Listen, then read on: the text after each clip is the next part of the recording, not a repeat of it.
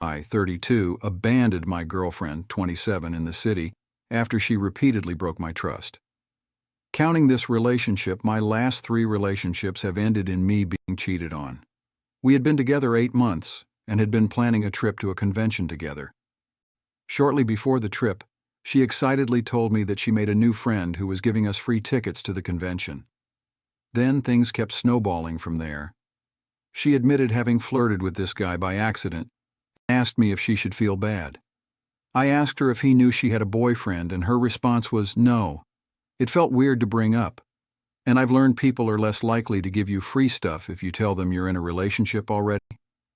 I told her this made me feel uncomfortable, and I didn't think it was outrageous of me to ask her to be careful with her actions and words around this guy. She knew I had been cheated on previously, and it had destroyed my mental health.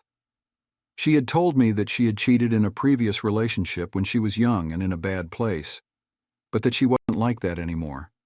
She seemed to understand my reservations about this guy that she couldn't help laying out in front of me.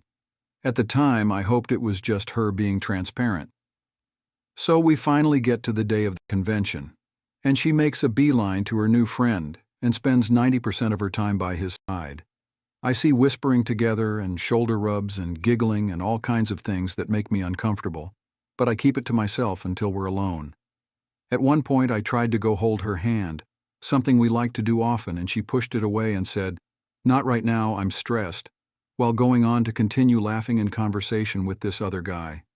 At the end of the day, we're alone, and I say, "Look, I really don't like how I'm being ignored for this guy you just met. I feel like you're crossing boundaries here that hurt me a lot, and I just want to reassert that this hurts me and give you a chance to stop. I don't like this guy, and I don't like the extra attention you're giving him." Her responses were, "I'm not cheating on you. You can be his friend too. Just try to talk more to him. And I feel like you're targeting how I'm treating a friend because you've been cheated on before." I held firm. "I don't like it, and I hope you take my feelings here seriously." Early next morning, she picked up her phone and was typing away. I pretending to keep my eyes closed in sleep, but I could see she was texting this guy. Saying how we had a fight, she felt stressed, worthless, scared. Meanwhile, the guy fed her positive affirmations about how special she was and how he liked her. My stomach kept sinking the more I caught out of the corner of my half-closed eyes until I had enough. I said good morning, and she rolled over on her side to face the phone away and started talking about how she was texting her coworkers. I gave her a weird look, and she said, "My back hurts. You think I'm trying to hide something because I wanted to roll over to where my back was comfortable?" "You were texting his name." "No, I wasn't. I just told you who I was texting. You're targeting me again." My eyes widened. I sat up and cast a 1,000-mile stare through the wall ahead of me. "Why would you lie about that? I was watching you texting him." She had a small mental breakdown and began begging with me, "I'm so sorry, I'll never do it again. I felt like you were targeting me with him. He's just a friend, and I don't want you to think anything else." Still, we made up and went back to the convention, where she again made a beeline for this guy and wandered around buying him things. At the end of the day, I told her I was going back to the hotel room, and she said she was going to go out with the guy for drinks, and I was welcome to come along, and that she might stay at his hotel room. I said, "Nah, I'm good. Goodbye."